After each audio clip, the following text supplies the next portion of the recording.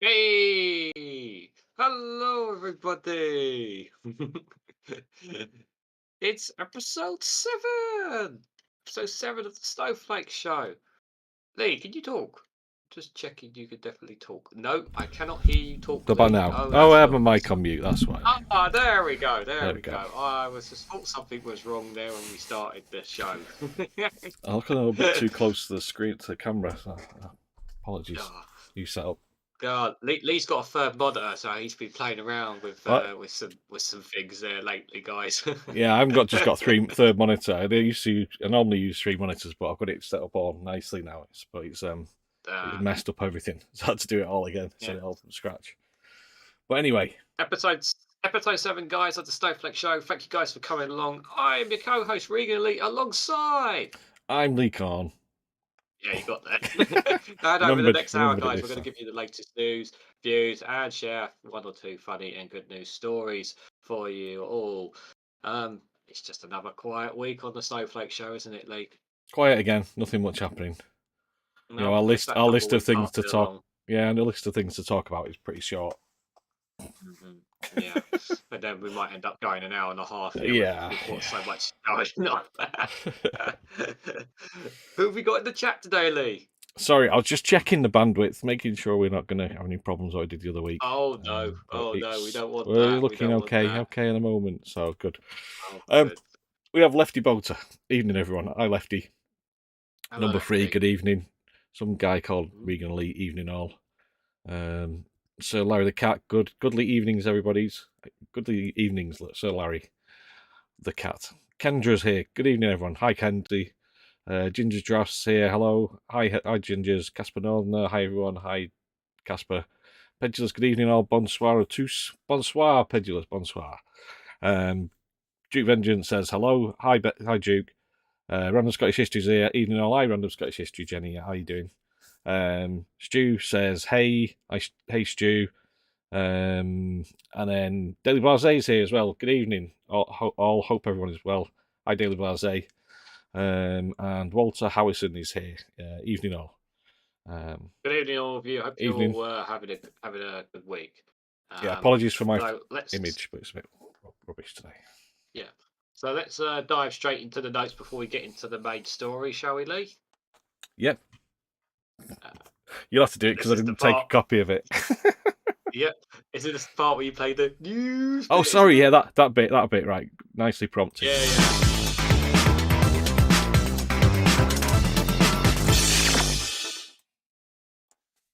Right. Let's just run through some of the news that's been going on since last week, guys. So just some of the stories. So as you guys have heard, gas companies have recorded record profits at the expense of us, the taxpayers in the UK. No surprises there. No windfall tax though on them. No, Richie. No windfall tax. No, nothing like that either. There was also a story. I think it was from the Independent about Monday's lacklustre government's plan to tackle sewage spills on beaches criticised by repeated past mistakes. Water companies have been ordered by the government to clean up their act by reducing sewage overflows, but campaigners have warned the government is rehashing old plans that failed to make a difference. So any plans or changes to see our waters go from brown to blue again don't look like they're going to be happening anytime soon. Just one story outside the UK, which is a bit concerning. This was from the Independent a few days ago, that Australia state plans to poach 31,000 British doctors. Don't blame them if they go. Wow. Don't blame them. That's a lot of doctors. Anyway, that's just one. I've only just heard it. It's only one article from them, so it may be an exaggeration, but I'll definitely keep an eye out from that. Other news: Home Office accepts Brexit EU citizens registration scheme is unlawful. There's quite a bit on that as well. That's also from the Independent. If you guys want to read that article, I've got it up on the Discord server. The other news as well, Russian spy working in the British Embassy in Berlin is jailed for more than 13 years. I don't know if you guys have seen that story. That was coming around during the week as well. Yeah. A Russian spy. He was a British guy. British guy is married to a Ukrainian woman, and she was like pro-Russian, and Yeah. he was working in security at the British Embassy in Berlin, and he was passing on details of people working there and all sorts of stuff. Yeah. Yeah. Yeah, so Sorry, go on, carry on. I Yep, interrupted. that's all right. Another interesting one. This might not surprise us either. From Open Democracy, NHS chairman urges executives to meet US health firms that he have business links to. Lord Privio told officials to meet bosses at Teladoc, which he's keen to expand into UK. So basically, more of pushing us into US health firms and all that kind of stuff going on behind the stories. That's from Open Democracy. If you guys want to read that article, it's the corruption around it, though, isn't it? Because they're making money off the back of it. Yeah, pretty much. 2/3 of the British public say Brexit has hurt the economy. Poll finds that's not surprising. Byline Times have reported that Boris Johnson's urge to come to Parliament to defend the millions of pounds in outside earnings. The amended bill to ban MP second jobs. The MP has earned 4.8 million since he left office last September, more than 50 times his salary as a backbench MP. It's from Byline Times, not a surprise again there. And finally, we was going to cover this article, but we're not going to have time to cover it because we've got quite a lot to cover tonight. But there was the Homes for Ukraine scheme that's going to be running out. Mother fears homelessness as refugee scheme ends. Lee, so that's 6 months, I believe. The 6 month scheme is only guaranteed at least 6 months, I think, and it's coming to an end. And like some people, I think the people who brought them in, not all of them can carry on keeping them. And there's the government just wants the local councils to deal with it. So some people could end up with homeless because of it. Yeah. It's not great. Oh, I missed one other story which has been big. One of the candidates for running for the SNP leadership bid dropped out as well, I believe. Kate Forbes covered it on these live. Yes, Kate Forbes. Oh, she dropped. She dropped out, has she? I think she dropped out. Random Scottish History will confirm in the chat. I'm pretty sure. Yeah. She came under a lot of criticism. I wouldn't be surprised if she did, because she got absolutely slaughtered for her opposing her religious view, shall we say, or against the gay marriage laws. Birth outside wedlock, all sorts of things. Basically, she's quite a sort of conservative, I think, religious conservative. I kind of got it mixed up with the other. Another on my notes, guys. So apologies, I missed that one. I should have had that on there, but that's pretty much all the local news that I've picked up. There's lots of stories, obviously, going on in the world, which, if you guys want to see them, they're posted on the Discord server. Okay, so in the chat then, Chatty Rat's here. Good evening, all. Number 3 says, I'm thinking of getting dental insurance. Sadly, no NHS dentists around for me. Yeah, really, really hard to get an NHS dentist these days. Stu says, will your Daily Blase do things on the voter ID, as it will be a must to vote in England from May and Scotland and Wales for next parliamentary election? We probably will do as we... I will be covering it closer to the time. Yeah. It is on my radar. We have mentioned it. Pendulous surely can't hurt to get the word out again and again regarding the voter ID. Yeah, so we'll cover it. You're right, we will cover it. It's a very big deal. Yeah. Good evening. So, has your plaything managed to clean his expensive shoes yet? What's that? Is that Rishi Sunak? Has he got dirty shoes or something? I don't know. I've missed something. Chatrat says he was a security guard who had the run of the building, particularly at night. Yeah, the guy in Berlin. Yeah, great. Duke Venture says, dirty Tory. I guess we're talking about Rishi Sunak's shoes again. David Bazley says about, I'll see what I can do. No, my channel might not get the traction this story deserves. Yeah, this is the thing. We only get last video got 890 views, something like that. So we don't get a lot of viewers, and mainly it's people who have the same views as us. So Random Scottish History says, I'm not a backer of any of those running really. Maybe more than others. Haven't heard any of them have bowed out officially as yet. Yeah, I haven't heard that she bowed out. Did you? It might just be that she's under so much pressure to Humza, sorry, not him. Oh, that must be Humza. Yeah, he's sort of the leader. Is it Yusuf Humza? Is the leading the pack at the moment for the leadership in the leadership race. So. Okay, should we move on then? Now we've covered let's jump all right the into stuff. the main story then. Okay, so we're talking about Ukraine. There we go. Pretty much the 1 year. Is it 1 year now? On Friday. Friday will be Friday. a year, yeah. So, do you want me to read this one? You can do this one, Lee. Okay, I'll do the next so bit. Russian troops broke through Ukrainian defences near the eastern town of Crimea yesterday, a senior Ukrainian official has said. However, they were then pushed back and lost some of their heavy equipment. Luhansk regional governor Serhiy Haidai previously said the attack had been repulsed, but he gave these further details in an interview with a Ukrainian broadcaster.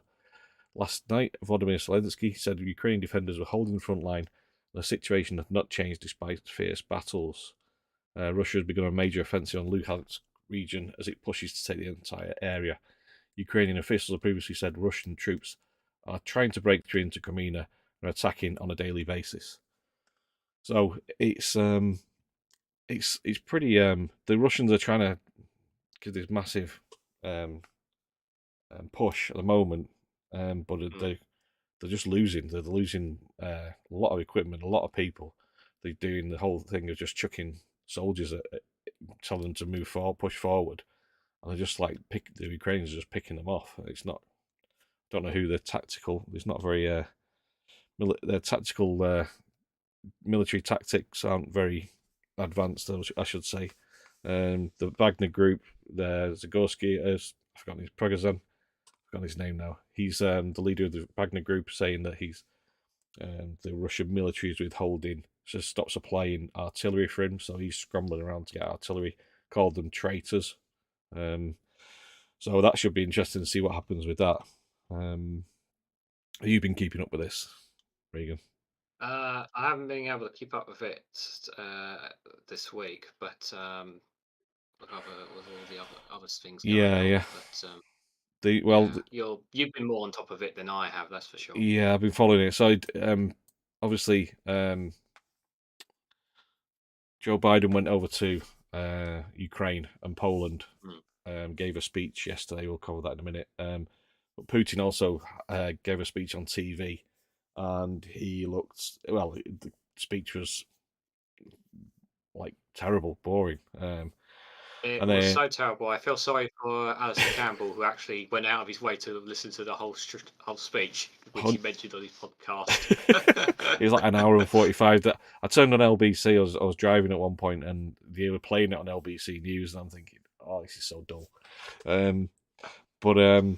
Yeah, he's been criticised, branded a political corpse as a speech criticised at home. Military blogger branded Vladimir Putin a political corpse is among prominent Russian figures who criticised the president's major speech yesterday. Mr. Putin admitted Russia's military failures and failed to set objectives for the war, according to another pro-Kremlin blogger. Pro-war blogging channels with thousands of followers escaped the more draconian Russian censorship measures and range from anonymous accounts to journalists embedded with Russian forces. Putin, as a politician, is a corpse, wrote blogger Anatoly Nezmain on Telegram, according to translation. He is unable to assess the situation, highlight the basic contradictions, or offer an adequate solution to the problems. The most notable announcement in Mr. Putin's address, suspending participation in Russia's last remaining nuclear arms treaty with the US, was downplayed as politically symbolic but meaningless for the battlefield by blogger Igor Gherkin. US think tank, the Institute for the Study of War, assessed the president's nuclear announcement was ultimately an attempt to reintroduce nuclear rhetoric into the information space to compensate for battlefield failures. Their analysis echoed some of the military bloggers, pointing to the fact Mr. Putin could have used the platform to announce a formal mobilization, an official war, or planned moves for Russia's defense industry. Instead, Putin said very little of actual substance, likely in order to set continued information conditions for a protracted war in Ukraine by not articulating specific temporal goals or framing the war as existential to the Russian domestic population, wrote the ISW. Wagner Group financier Yevgeny Prigozhin, that's the guy, claimed that he did not watch the speech live because he was too busy trying to secure ammunition for his mercenaries, which he previously criticised the Russian Ministry of Defence for failing to supply. Yeah, so well, anytime they want to take him down, that would be really helpful. yeah. So Larry the Cat in the chat says Russia's dropped off the nuclear army treaty. Could we see a nuclear test go astray? Oops, it landed in Ukraine. Well, hopefully not. Let's hope not. We don't David, want any of that. yeah, David Gerardo. Hi everybody. Hi Lee. I'm just eating a Spanish tomato. Good for you, David. I'm glad you've managed to find one. David Blase says, I have a belter video about the parcels over letters debacle tomorrow, and he had to answer under oath as well. Number 3. Oh, sorry, I'm not sure. Oh, look forward to that. What was that about? What's that? So what's the business energy? there's been Oh, yes. Obviously the Mail, obviously Royal Mail, basically saying that they're not prioritised, that they are taking, that they're less prioritised, they're prioritising parcels over letters. Yeah. Yeah. But they're saying they're not. Basically saying that's not true. That's not true. So but yeah. like I said I don't know if I said it on the stream or in the chat afterwards, but about 10 years ago, maybe about 10 or 11 years ago, I went to a Royal Mail. Sorry, I'm just pouring a drink.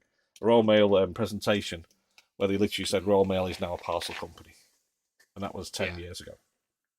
So, yeah, you believe, if you want to believe that what he says, then I don't think anybody does these days. Yeah.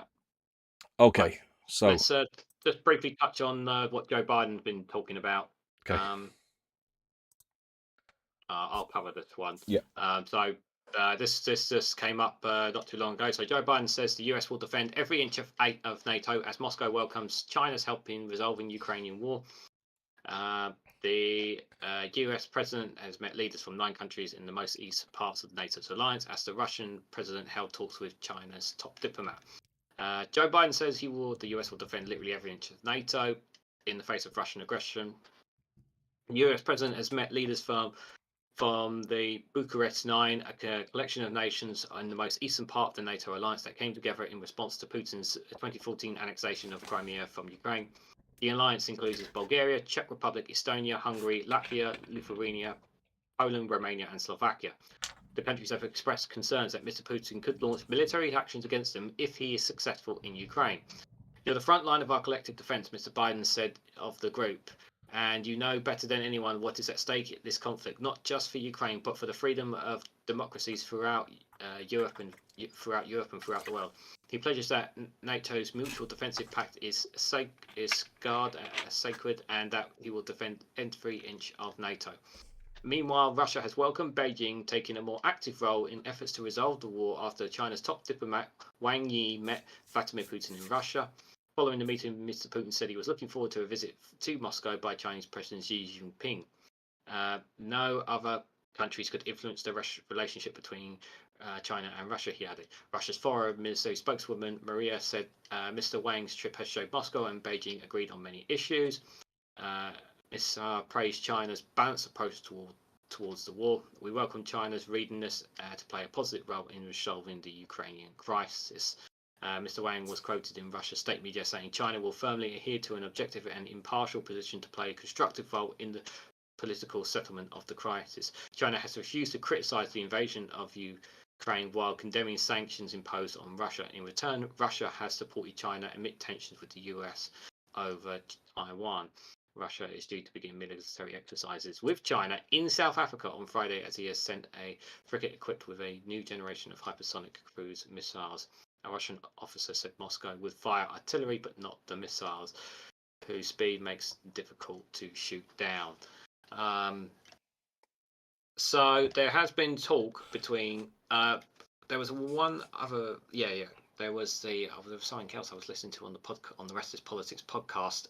Funnily enough, Estonia is actually the one of the nations on the border with Russia has actually I don't know what it is they supplied them the most, but because I listened to it. The rest, if you guys don't listen to it, you guys should check out the Rest is Politics podcast with Rory Stewart and Alistair Campbell. Great informative stuff.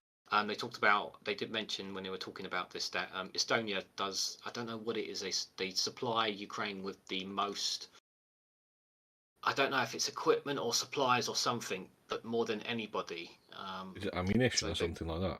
I possibly, I can't remember off the top of my head. I should have known listening to it today, but I mean, it's nice assurances from Biden saying that he's going to he will be there for NATO. But if he does invade a NATO nation, will he stick to it, or if Trump wins the next presidential election, who knows, will he stick to it? So it's all ifs and buts if it does go that farly. Mm.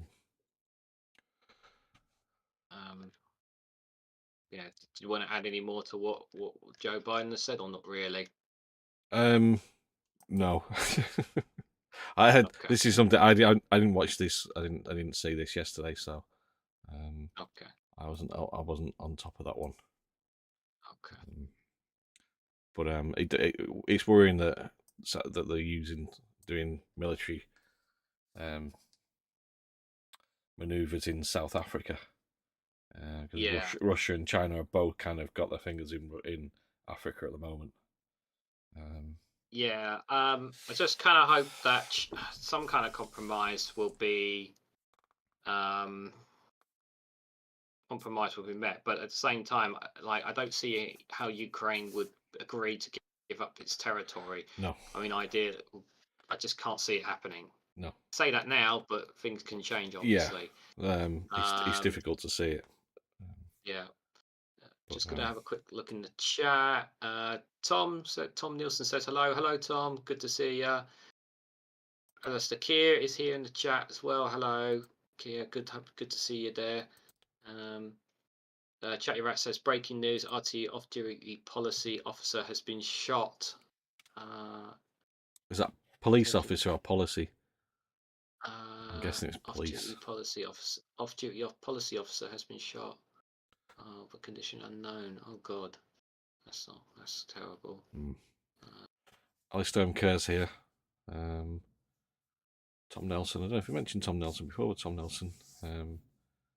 Yeah, it's good to see you, Tom. Hope you're well. And Zhao's here as well. Zhao Moreros. Evening all. Yeah. So that's where we're at with the Ukraine, Russia at the moment, guys. And obviously this Friday is going to be a big deal because obviously it'll be 1 year since the war. So special military operation, as the Russians call it. Yes, as they say. Yeah. Right, so from Ukraine to the Northern Ireland Protocol. Obviously, that's been the topic of discussion, has been going on for over the past week as well.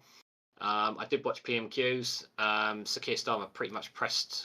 I'm not going to read too much into the article, but Keir Starmer really pressed hard in PMQs on Sunak on whether he would get a deal. Problem is obviously is that Sunak is kind of, whatever way he goes, he's gonna get hit. If he whatever he does anyway, the DUP aren't going to agree with it. We all know that. There's obviously the ERG and the right wing of the Conservative Party want it to be really hard. You've got just a couple of bits on it. Basically, Mr. Sunak said intensive discussions with the EU were ongoing. Asked if MPs would get a vote on any deal. Mr. Sunak said Parliament would be able to express its view. Legally, the government only has to offer MPs a vote on any changes in limited circumstances, but faces pressure to give backbenchers to say. Labour said it would back the government in a vote. However, the Prime Minister could still face a rebellion from Brexit supporting Conservative MPs.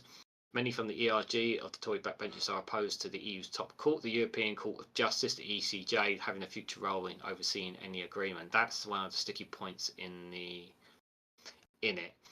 When Sir Keir pressed the Prime Minister whether there would be a case, Mr. Sunak said the Labour leader was talking about a deal that was still being finalised and he hasn't even seen. He accused Keir of wanting to give the EU a blank cheque and agree to anything he'd offer, which is nonsense. Mr. Sunak told MPs, I am a Conservative, a Brexiteer and a Unionist, and any agreement that we reach needs to tick all three boxes, which, as you know, Lee, is impossible. Well, you can do all those things, but you can't. You then break the the Good Friday Agreement. So it's either that or you break international law, or I don't know. In a limited and specific way, In a as I very say. specific way, yes. It needs to ensure sovereignty for Northern Ireland, needs to safeguard Northern Ireland's place in our union, needs to find practical solutions to problems faced by people and businesses. Yeah, but say whatever they come up with has to also allow for no border on the island of Ireland, and that's going to be difficult. If you want to also not have a border in the Irish Sea of some sort, even if it is only like green lanes or whatever they're talking about. We'll see how that all shakes out. Like I say, I mean, everybody's been talking, we're close to an agreement, and they always seem to be quite getting close to and it's a big agreement. deal as well, because it's the anniversary coming up of the Good Friday Agreement. Is that right? Yeah, I think so. Yeah, 25 years. Yeah, so that's why they're trying he's trying really hard to push something, and Sunak kind of needs something to shout about to get public support, because he's, as you guys have seen, he's dwindling in the polls further and further. There was a suggestion that potentially Sunak could put an ultimatum on Conservative backbenchers, basically saying, if you guys don't back me, I could call a general election. But I don't think he has the guts to do something like that to kind of force everyone. And obviously it doesn't help when Boris Johnson is round the corner just trying to sabotage everything in an attempt to try and get back in power, obviously. I suppose the question is, would he be able to call a general election? He would have to have is it like 60% of votes in the parliament in order to call a general election? No, I think I was listening to the podcast today, and he could just go to the king. Oh, right. You just need to go to the king, dissolve parliament, call election. That's it. He could do that. Oh, okay. Apparently. So he could do that, but we know that Sunak isn't that brave enough. We know that. Yeah. I mean, he could threaten it. I think it's funny. It was funny that I heard Suella Braverman threatening to resign. I think that was hilarious. I think James O'Brien was talking about it yesterday. It's like, that's a win. Said you'd take that every day, wouldn't you? Yeah, to get rid of her. Yeah. Please resign. Yeah. And then we end up with someone worse than that. Yeah. What I found interesting was we're going to cover. It's a story we're going to cover about the Ukraine. Just going back to the Ukraine refugees, was Priti Patel was flagging off the government, saying that more money needed to be put in to help these Ukrainian refugees, and it's like, if someone like Priti Patel is wanting to help refugees and immigrants, then on this case, and something must be seriously wrong with the whole thing. If someone who literally wants to sink boats with carrying refugees and asylum seekers wants to help out, then something's something's not right, because they can't work. They're not allowed to work. They have to sit in the hotels, and then it's like there's workers right there, workers that we could use in this country, but we can't use them. We're not allowed to. No, it's so silly. It's such a silly system we're in right now. I mean, talking about that, there's this that you wanted to cover. Was it you? Oh, it was me. Do you want me to cover this one? I suggested this one. You can cover this one. Oh dear. So yeah, Tesco and Aldi have joined Asda and Morrison's rationing salad ingredients. Weather in Europe cuts imports and limits imposed on UK shoppers for tomatoes, peppers, and cucumbers. Not weather, Brexit. Well, it's a bit more nuanced than that, but yeah, Brexit is the reason why we can't get any food, any of this stuff. There's also, I mean, there's a guy on James O'Brien talking about it yesterday, the day before, and he was saying that, and he was from he was a Brexiteer, but he basically said it's not all Brexit. It is a bit Brexit, but it's not all. And he was blaming the supermarkets, saying that British supermarkets don't pay enough. They sell the food too cheap, the fresh fruit and veg. And I'll be honest with you, and I don't know. Marcus isn't in the chat from what I can say, but anybody in Europe who lives in Europe probably be able to tell you that vegetables and fruit are quite expensive in Europe. I know in France were like bananas are more than double the price, and this was gone like a couple of years ago, 2 or 3 years ago. We've always noticed that they are more expensive, so there is that element of it that supermarkets over here are underpricing the fruit and veg. Well, that just feeds in with the whole thing of if you're going to sell fruit and veg into a country, to supermarkets in a country, are you going to sell it to one that's going to give you a crappy price that's not even worth it, where you're going to lose money, or are you going to sell it into one that'll give you a decent price? But also, you've also got the factor that if you could sell the fruit and veg into another country that you don't have to do any customs paperwork for, or any jump through hoops to get it into the country, or you're going to sell it to the one that you have to do all the jump through hoops, and they're that's that's probably one of the main reasons is that they don't want to go through all that extra aggro. If you're in Portugal and you're growing fruit, and someone in Spain says, "Can we buy it off you?" You're going to sell it to Spain, drive it over the border, no checks, nothing. It's all in the same fixed currency. So, UK's biggest supermarket chain, German Discount, announced on Wednesday that are limiting purchase of peppers, cucumbers, and tomatoes to 3 packs a person. Sainsbury's, Lidl, and Waitrose say they still had no restrictions. Late rationing announcement comes a day after rivals Asda and Morrison's announced limits on certain vegetable and fruit lines amid shortages caused by unusually cold weather in Europe and North Africa. My wife was saying she works in Morrison's. She was saying it was like all empty. There's virtually nothing left. Experts said the problems could last for weeks. UK producers said supplies from British farms would also be hit, as many have cut back planting amidst the rising cost of heating greenhouses to grow salad crops. Morrison's put a limit of 2 an item on packs of tomatoes, cucumbers, lettuce, and peppers from Wednesday. As I said on Tuesday, it was limiting shoppers to 3 items each on 8 fresh produce lines, including broccoli, cauliflower, raspberries, and lettuce, to ensure all customers could get what they need. Industry insiders I was just going to say, here's the thing, right? I still think, I don't think it's because of the weather system. It's the main thing is Brexit for me, because I understand you made the point about the prices. I get that, but we've correct me if I'm wrong, and chat, you can correct me if I'm wrong on this too. This has not been an issue before Brexit.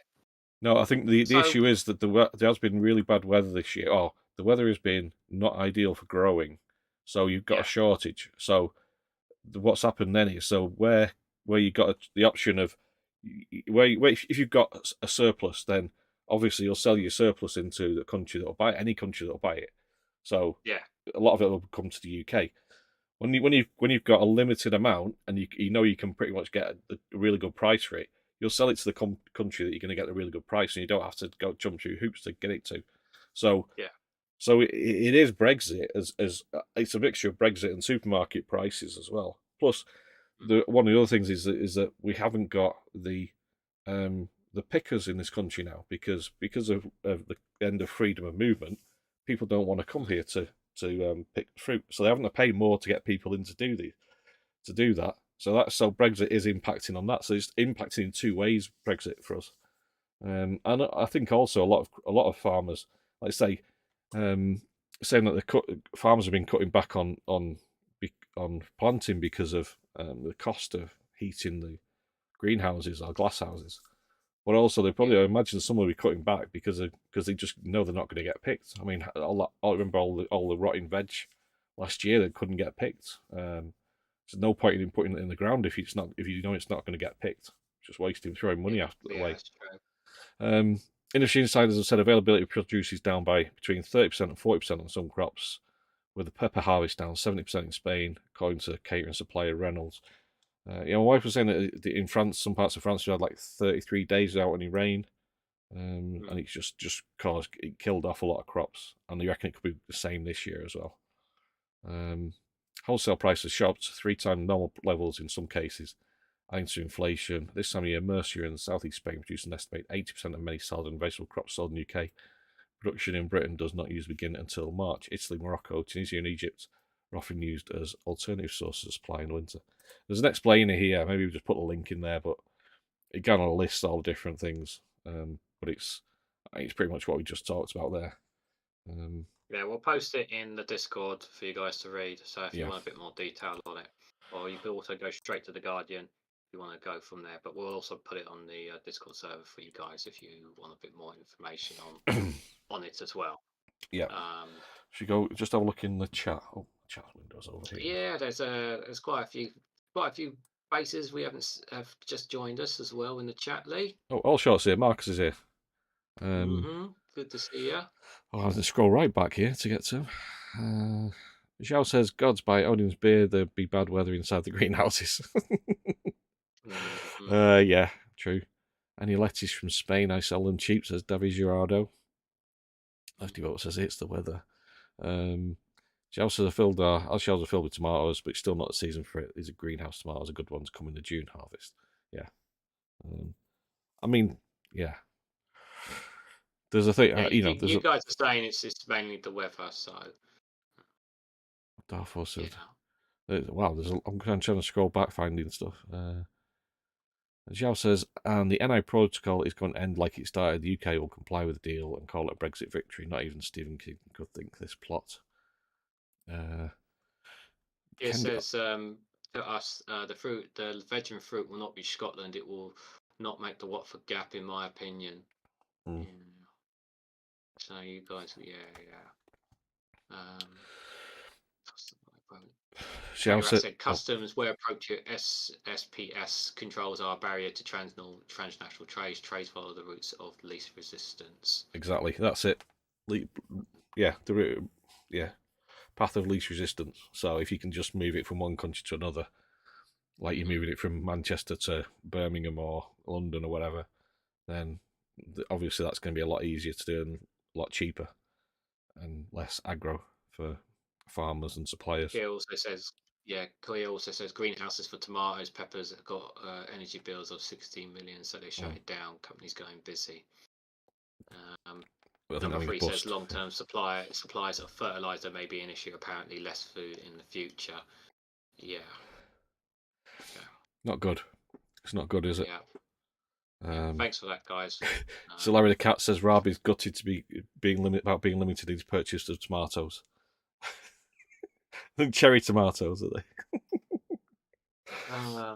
Well, we've got one. Speaking of laughter, we got a really funny story to share from you guys, and it's a newspaper that none of us approve of, is it, Lee? No, we were like, do we really want to do it from this one? But anyway, well, I think it's just you guys are gonna love this. So show them, Lee. It's a bit sorry, a bit cut off on the screen, but never mind. From the Express. Yeah. Lee Anderson said basically, challenge you to this charity boxing match, and if I win, he said, you have to stop protesting. You basically avoided this for quite some time, some weeks. I believe that quite late one night the other day, after a perhaps an evening in the pub at 11:37, you decided to write, okay, 6 Bob. You called him anytime in the ring. If I win, you say, you renounce being a Tory MP and resign and then vanish. He says, I don't want you protesting me when you lose. Are those the only terms on which you would fight Lee Anderson in the ring? He's not going to renounce being an MP, but he will lose his seat at the next election, which is a good thing. You know, the people of Ashfield deserve better, and the people of Britain deserve better. Well, isn't that up to the people of Ashfield? As you saying, I'm probably in a pub or whatever. Absolutely not. I had just got back from a 4-hour drive from South Wales, where I live. So, Stone Cold Sober, you've accepted this challenge. Originally, Lee Anderson said, right, you have to give up protesting and shouting outside Parliament if he wins. And if you won, he said he would join you in the protests himself. That seemed like a fair exchange. I would not want Lee Anderson anywhere near me for a protest. It's not actually a prize, is it? It's a bit of a lose-lose situation, really, isn't it?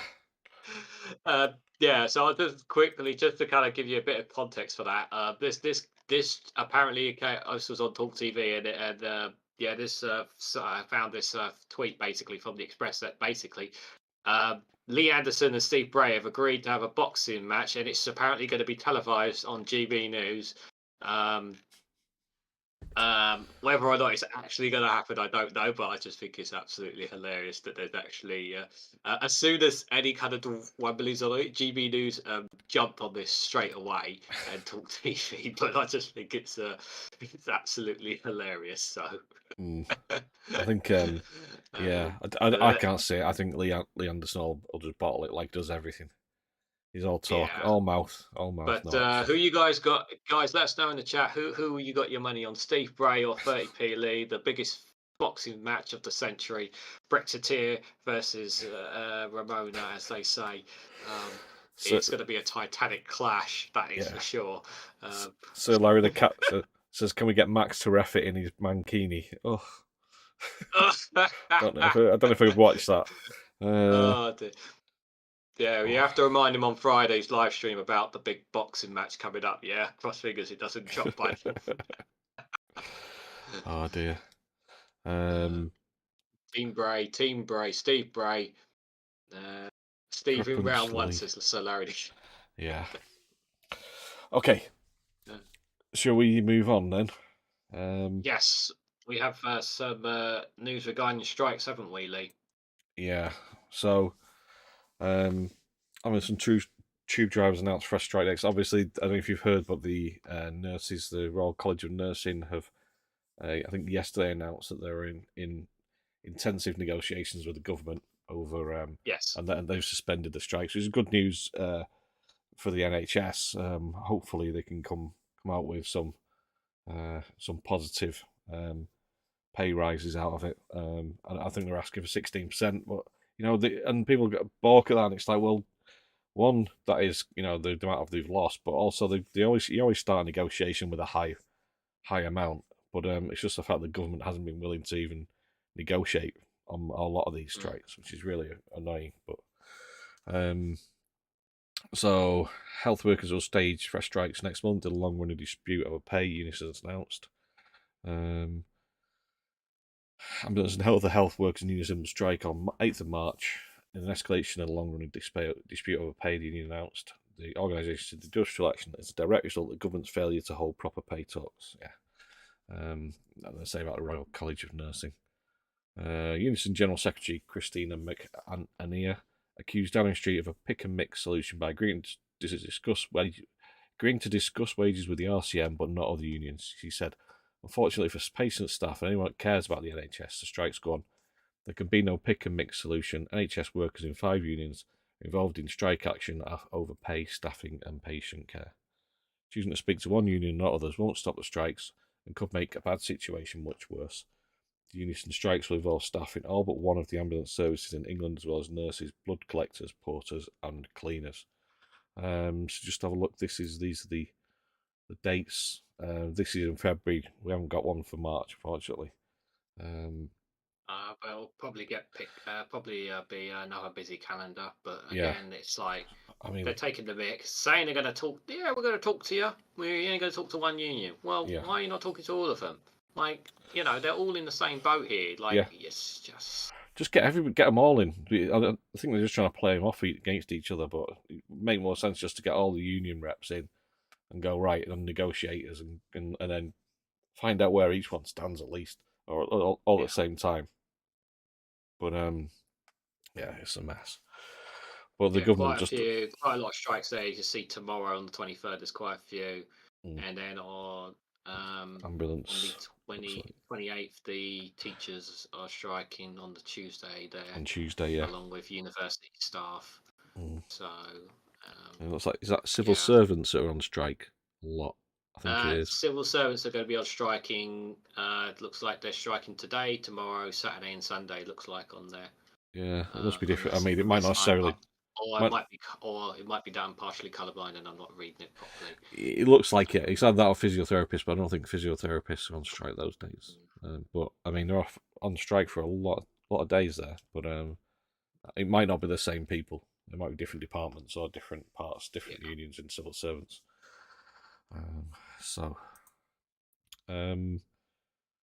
Right. Just before we move on, just see in the chat.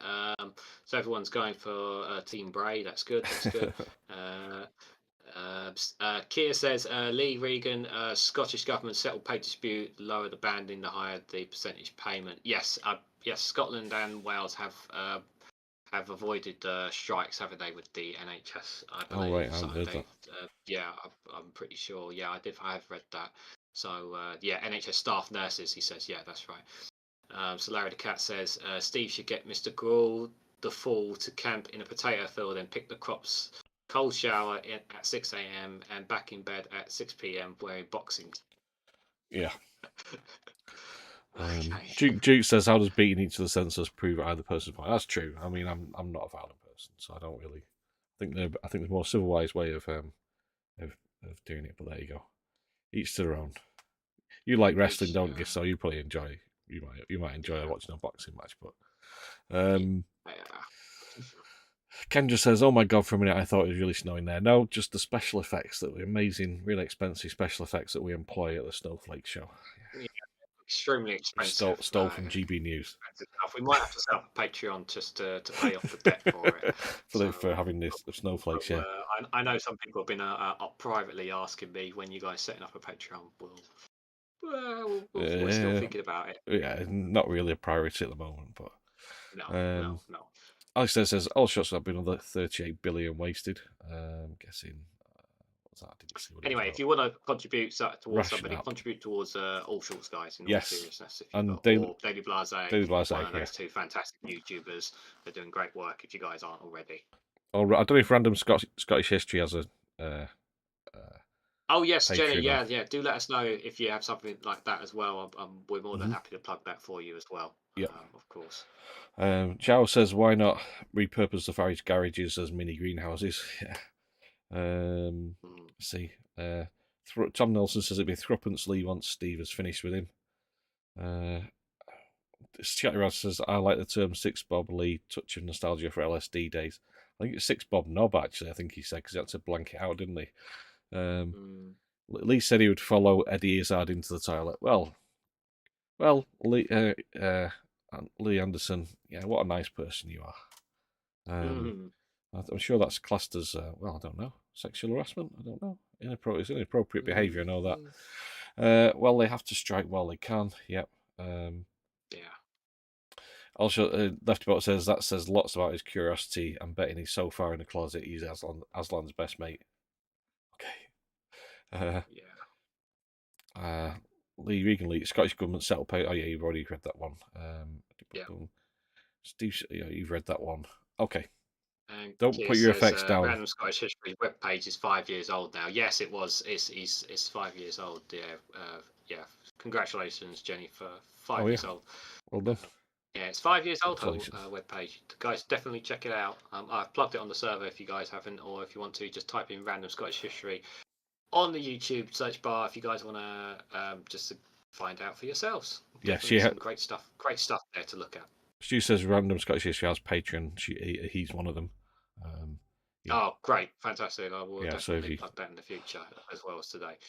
So Larry the Shall Cat we move says, on, Lee? Just don't forget, don't put your FX down. They're much better than CBGBs. Yeah, they don't have the snow effects like we do. They don't have that. Yeah.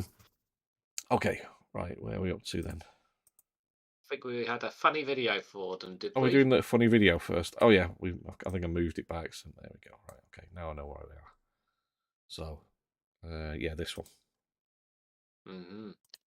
My phone calendar keeps reminding me it's half term, as if I need reminding, as if that volcano of empty gading across the kitchen isn't proof enough. Or the fact that when I look in the mirror expecting to see a young man with thick black hair, hope in his eyes and fire in his soul, instead I see some bald fellow who looks a little bit like me dad with bags under his eyes the size of Cornish pasties, staring back at me with an expression that says, "Put a fork in me, pal, I'm done."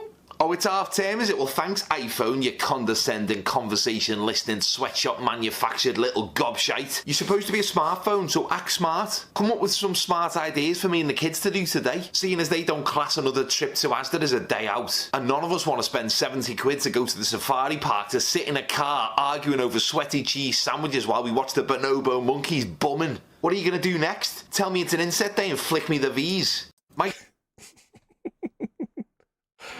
know. You never Yeah. know what Siri or Alexa will tell you next. Yeah, that's for anybody who's having to deal with half-term holidays. I'm working from home as well as bonus. Working from home on half-term holidays. Mm-hmm. So I look so tired. Right, we move on. Yeah, I'll do this one. Oh God, what am I doing? Press the wrong button. Sorry. Error. CBBS moment. Here we go. Too many buttons. Right, so we've got a lovely story for you guys. I really like this one. So this is from Positive Outlook. I've plugged them before. You guys definitely should check out their website. Father and son use carpool karaoke to combat Alzheimer's disease. So Alzheimer's disease mostly affects seniors, but it's also known to occur in other age brackets. For the families of the patients, its impact can be really heartbreaking. Sadly, for the McDermott family, they've had to go through the everyday pain of not being remembered by their head of the household, Ted McDermott.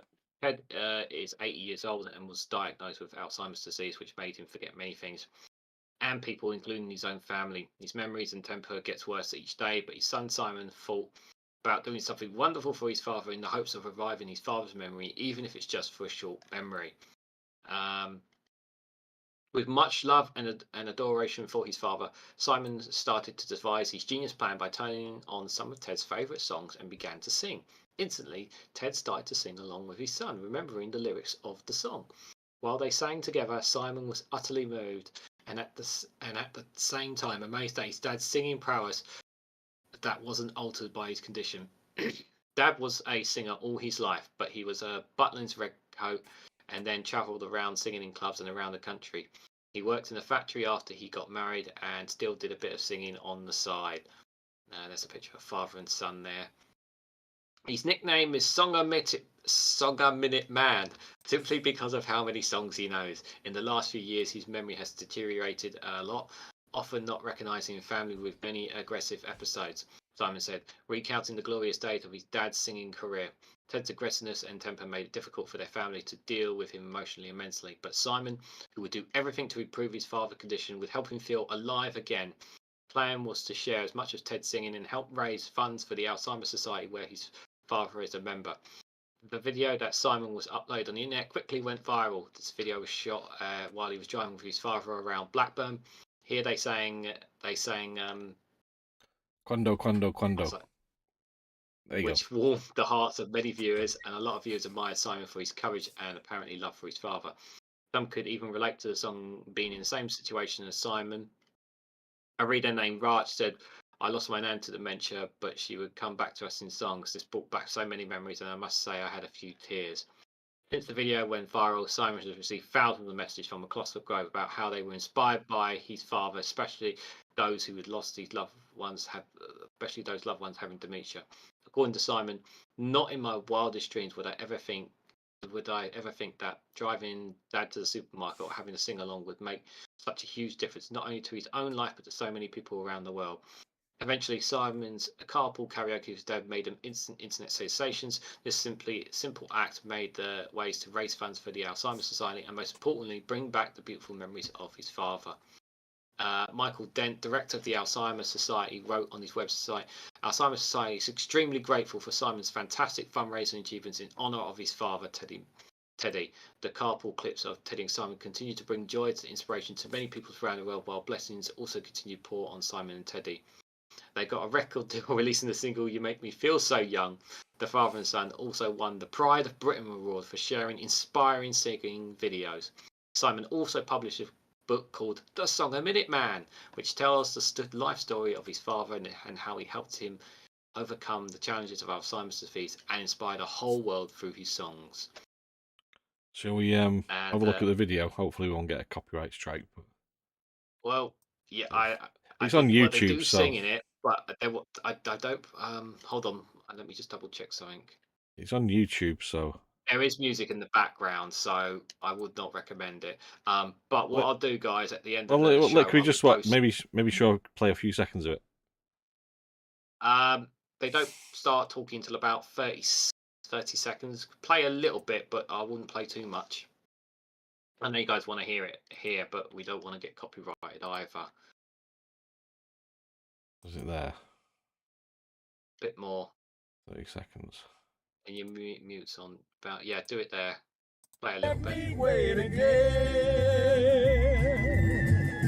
When will you say yes to me? Tell me quando.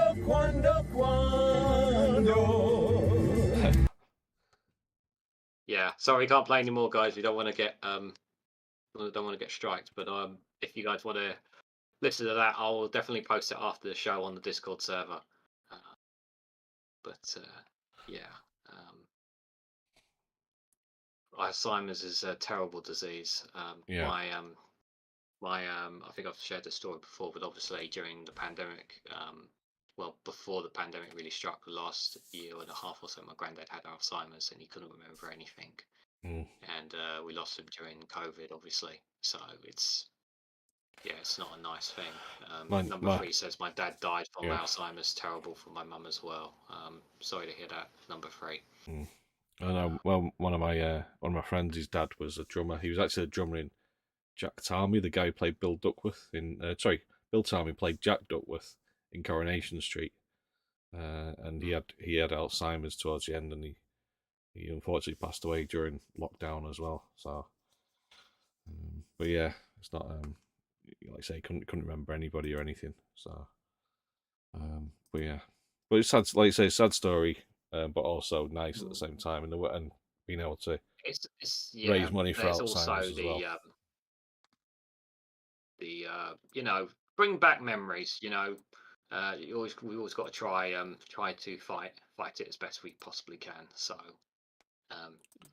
one of the great things about music is that when you love a certain song, the song in that, it can trigger something in them. So music is a great way of jogging something out of them. Yeah.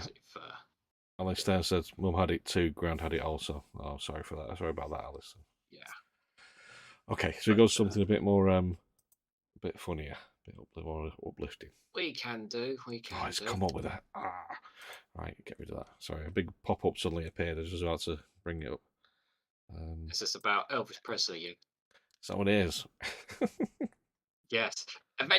This is from the Dodo. I think they're very good with animals, guys. Adventurous Pig is so pleased with himself for getting arrested by the police. A bit of a funny one.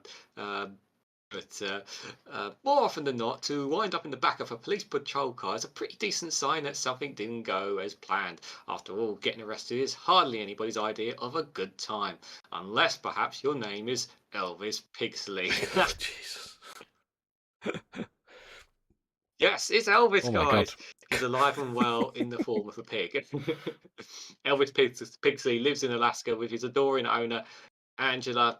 Even though Elvis has a cozy home where he gets plenty of affection, he has a heart that loves to wander, make friends, and new memories.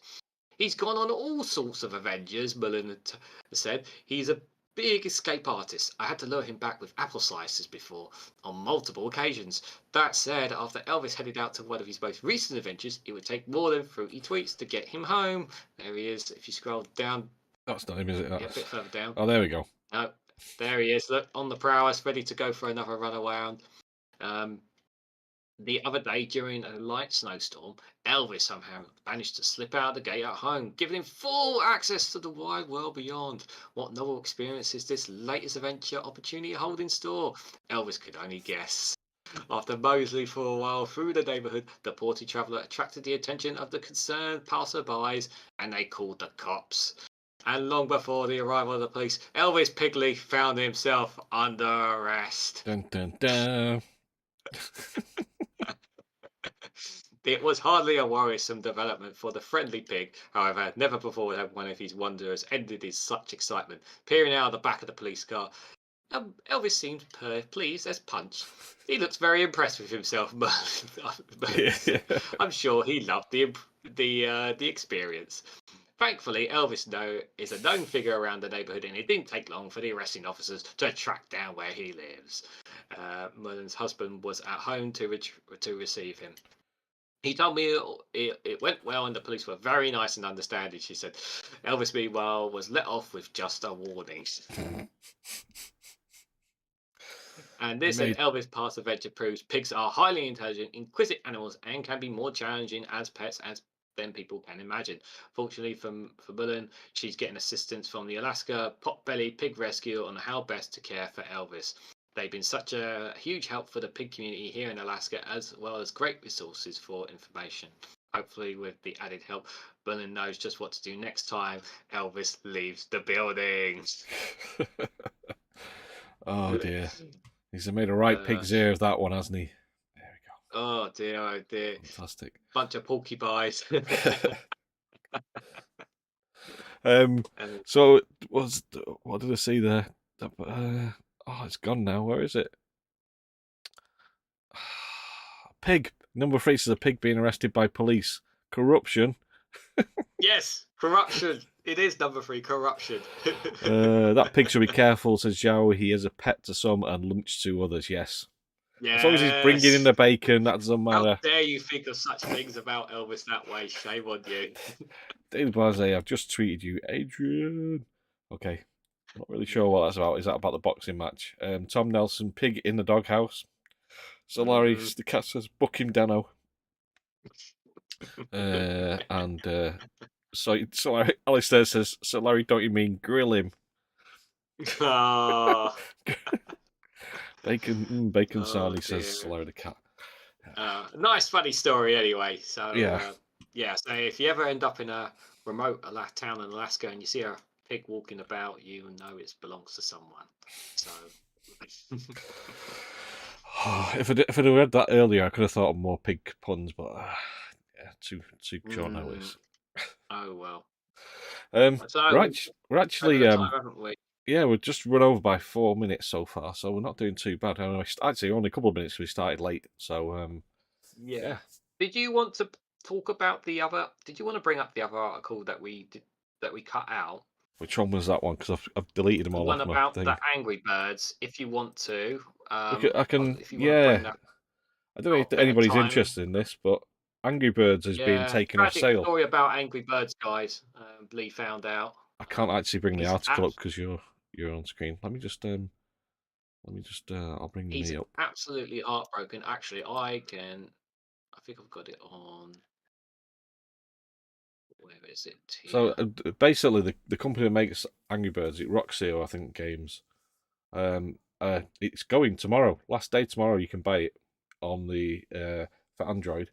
They're going to change the name of it to Red's Big Adventure. I think it's called on Apple for iPads and iPhones. It's a bit of a shame because it's been going for like over 10 years. 2 films, 2 movies, very successful movies, loads of merchandise and everything. But it's very cynical what the reason why they want to get rid of it. Because there are other Angry Birds games out there. But I think the thing is, this game was brought out long before these companies chucked in millions and millions of adverts and extra things that you have to, DLC and add-ons and things like that you have to buy. And because Angry Birds doesn't have all that, they're basically just shutting it down to force you to play one of the other Angry Birds games. I've got the article now.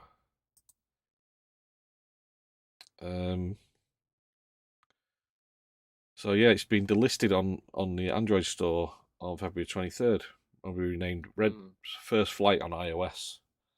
But it's the Rovio, sorry, not Roxio. I'll just bring up the statement. So we've reviewed the business case of Rovio Classics Angry Birds, and due to the game's impact on our wider games portfolio, we decided that Rovio Classics Angry Birds would be unlisted from the Google Play Store on Thursday, February 23rd.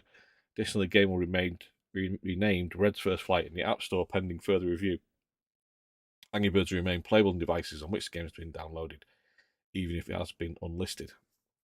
But if you upgrade your phone, you're not going to be able to download it onto your next phone, because it just won't be on the Play Store anymore, or the Google on the Play Store. You understand that this is sad news. People will find it online somewhere anyway if they really want it. I think the thing is, so what it says is it has a game's impact on wider games portfolio. It's probably because it's more popular because you're not constantly interrupted with adverts. It probably has got adverts in, but not, you know, it hasn't got the same limitations and extra ways that they try and make money out of you. Sorry, I've lost you on the screen. Microtransactions, you immediately says Micro, Kia. that's the one. Microtransactions, yes. Says Alistair, yes. And it's yeah, it's just cynical what they're doing. They basically just want you to go out and buy a different version of Angry Birds so they can make more money off that, and then they'll just bombard you with microtransactions and adverts, so they can make even more money, because they're not making enough money off this game.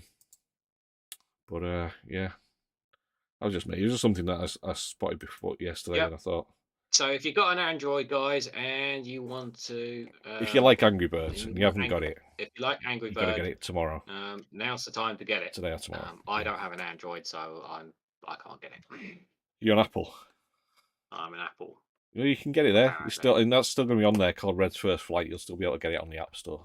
Whether they've adapted it so it's got loads of microtransactions in, I do not know. But we shall see. Right. So on the just in the chat before because we're about ready to wrap up. Number 3 says, I saw a pig once charge into a picnic on the ground, people running everywhere. Jow says, I either have my bacon or I might start a revolution or a new religion. Okay. The story of the cat says it wasn't a Tory, no snout in the trough. Yes, very good. Oh, very good, Sir Larry. Jow says, I never played Angry Birds. Oh, I like Angry Birds. Shameful. I like it. I really like it. Yeah. Kendra says, you're into your animals tonight. Yeah. Oh yeah, there's pigs in Angry Birds as well, isn't there? I forgot about that. They're the baddies. Yeah, a lot of animals Spoiler. tonight. Slary Cat says, I've met angry ones. Okay. Snowflake Zoo. Capitalism. Yeah. Yes, that's right, Duke. Capitalism. Xiao says, once a bird pooed on my shoulder and I was happy cows did not fly. Yes. You don't want cow pooing on your shoulder either. Microtransaction, yeah. Duke says, I never understand why that game was popular in the first place. It works well on a phone. It works really well. You just kind of, you know. It's very easy to play on the phone. Yeah. Very simple game. Kendra says, I don't do computer games. Okay, number 3. Kendra says, it reminds me of when Nokia got rid of Bobby Carrot. I was very upset about that. I don't know that game. I know Snake on Nokia.